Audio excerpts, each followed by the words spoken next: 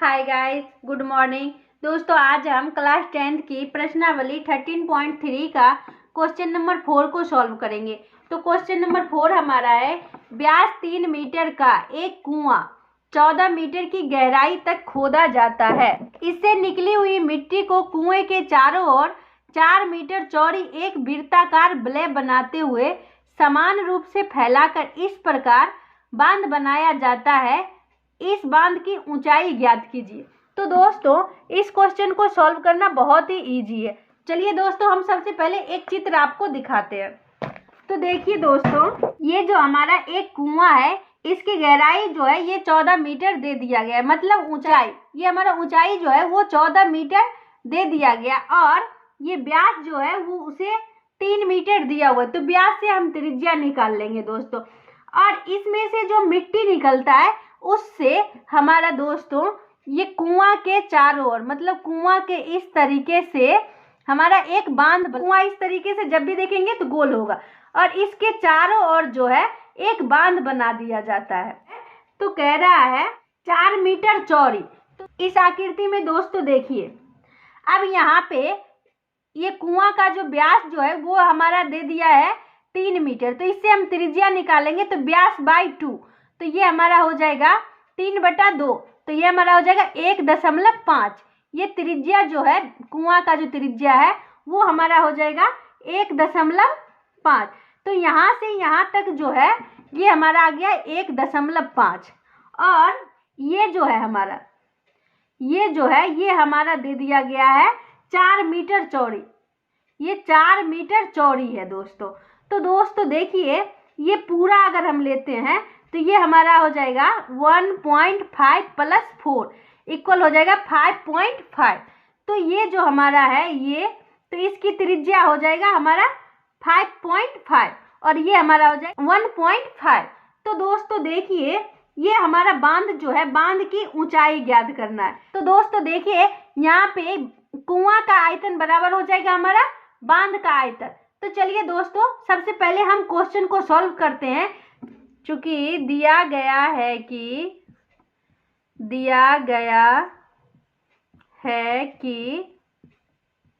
कुआं का व्यास बराबर 3 मीटर, इसलिए त्रिज्या बराबर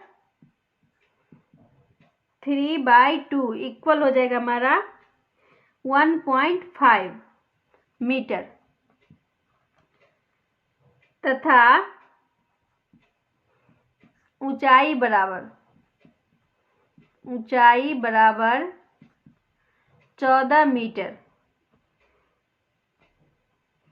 और वृत्ताकार वलय की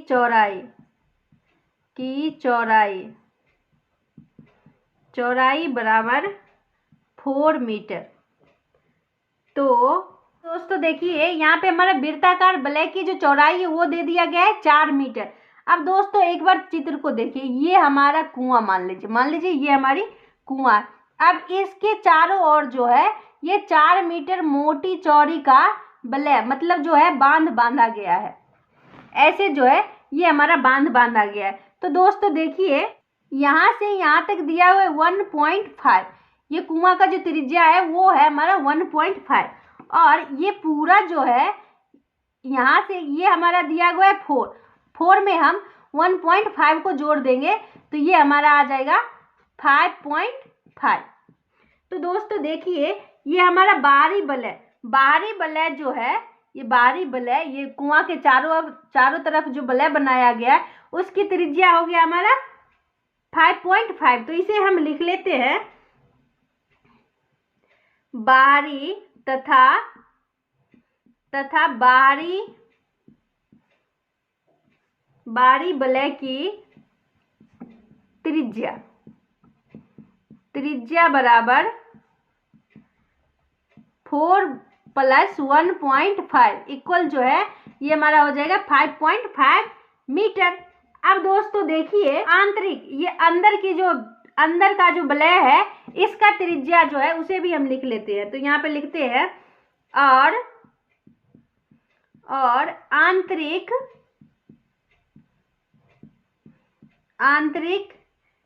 आंतरिक वलय की त्रिज्या बराबर 1.5 मीटर। अब दोस्तों देखिए ये हमारा बांध है, तो इस बांध का जो है आयतन निकालने के लिए हम बाहरी वलय में से अगर हम आंतरिक वलय के आयतन को माइनस कर देते हैं तो हमारा बांध का आयतन जो है वो निकल आएगा। बांध का आयतन निकालने के लिए मुझे बाहरी वलय के आयतन में से आंतरिक वलय के आयतन को माइनस करेंगे, तब जो है हमारा बांध का आयतन निकल आएगा दोस्तों। तो दोस्तों देखिए हम यहाँ पे बांध का आयतन निकालेंगे, इसलिए कुआं का आयतन बराबर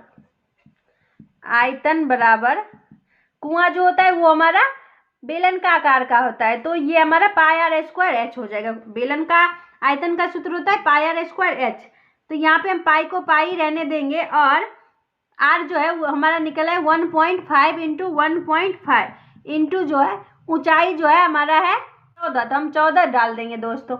अब दोस्तों देखिए इसको हम गुना कर लेते हैं, तो 1.5 को हम 1.5 से गुना कर देंगे, तो 25 25 5 इकाई 5 5 2 7, अब 5 इकाई 5 और 1 इकाई 1। अब दोस्तों देखिए ये हमारा हो गया 5 5 7 5 12 के 2 हाथ में 1 और 1 1 2। अब 2 अंक बाद दशमलव 1 और 1 2 अंक बाद दशमलव 2 अंक बाद हम दशमलव दें। अब इसको हम 14 से गुना कर देंगे, तो ये हमारा हो जाएगा 5 चौक 20 के 0 हाथ में 2 4 दूना 8 8 2 10 के 0 हाथ में 1 4 दूना 8 1 9। अब इसको हम 1 से गुना कर देंगे, तो 5 2 और 2। अब दोस्तों देखिए इसको हम जोड़ लेंगे, तो ये हमारा 0 5 9 2 11 के 1 हाथ में 1 2 1 3। अब दोस्तों देखिए दशमलव हमारा 1 2 अंक बाद, तो हम 2 अंक बाद दशमलव डाल देंगे, तो ये हमारा आ जाएगा 31.50। तो इसे हम लिख लेंगे दोस्तों। तो कुआं का आयतन जो है वो हमारा निकल आया है 31.50 पाई मीटर क्यूब। अब दोस्तों देखिए हम बांध का आयतन निकालते हैं, तो यहाँ पे लिखते हैं अब बांध का आयतन बराबर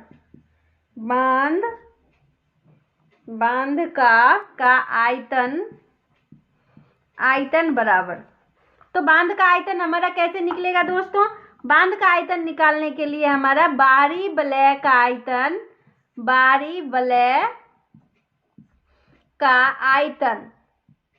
आयतन माइनस आंतरिक वलय का आयतन।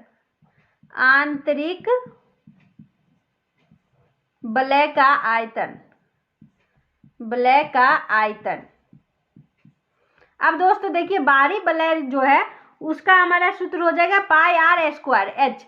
दोस्तों वलय जो बन रहा है तो वो भी हमारे बेलन का आकार का बन रहा है, तो बेलन का आयतन का सूत्र होता है पाई आर स्क्वायर एच। तो यहाँ पे दोस्तों बाहरी वलय जो है उसको हम कैपिटल आर से सूचित कर लेते हैं और आंतरिक वलय जो है उसे हम स्मॉल आर से सूचित कर लेते हैं। तो पाई आर एस दोस्तों यहाँ पे देखिए बाहरी वलय को हम यहाँ पे कैपिटल आर से सूचित कर देते हैं और आंतरिक वलय को जो है वो उसे हम स्मॉल आर से सूचित कर लेते हैं। तो दोस्तों देखिए ये हमारा pi r square h minus pi small r, आंतरिक वलय का जो आयतन हो जाएगा स्मॉल आर स्क्वायर एच।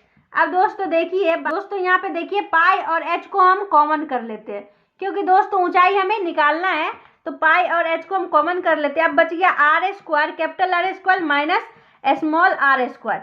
अब दोस्तों देखिए pi H into R square, तो ये यहाँ पे आ गया कैपिटल आर, तो ये बाहरी वलय का जो है वो आयतन, तो बाहरी वलय का जो त्रिज्या है वो हमारा है 5.5, तो हम यहाँ पे 5.5 का होल स्क्वायर कर देंगे माइनस।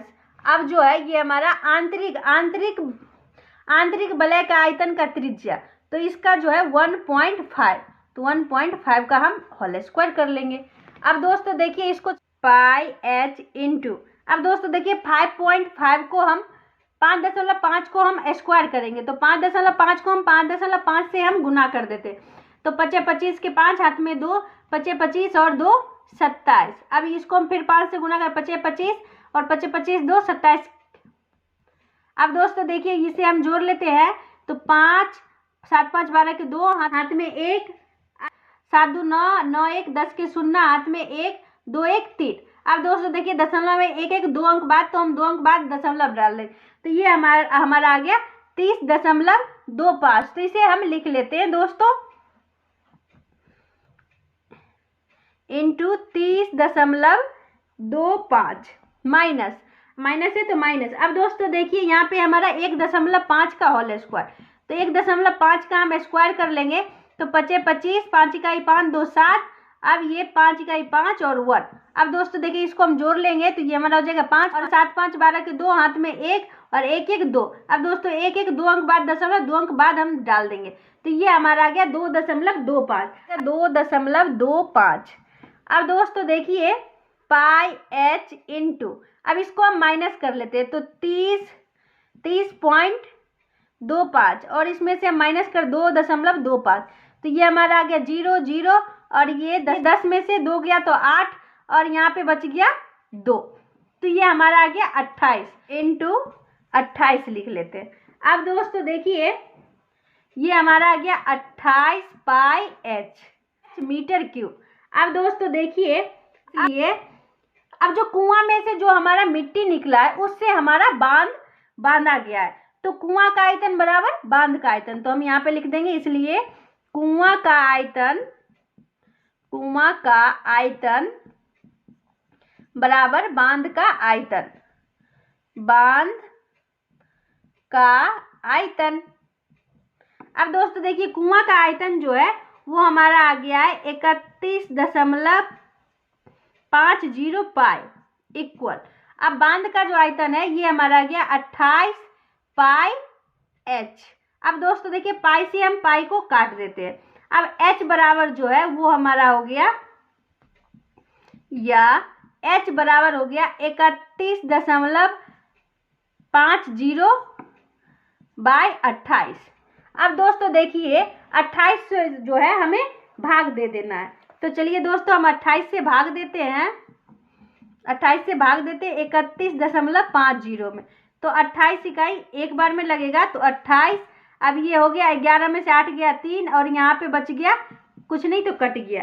अब दोस्तों देखिए ये हमारा आ गया, फिर हम यहाँ पे दशमलव है तो हम दशमलव दे देंगे, ये 5 ले आएंगे, तो ये फिर देखिए दोस्तों फिर हमारा 1 से ही लगेगा, तो हम 28 लगा देंगे, तो ये हो गया 15 में से 8 गया तो 7 और यहाँ पे फिर हमारा कट गया।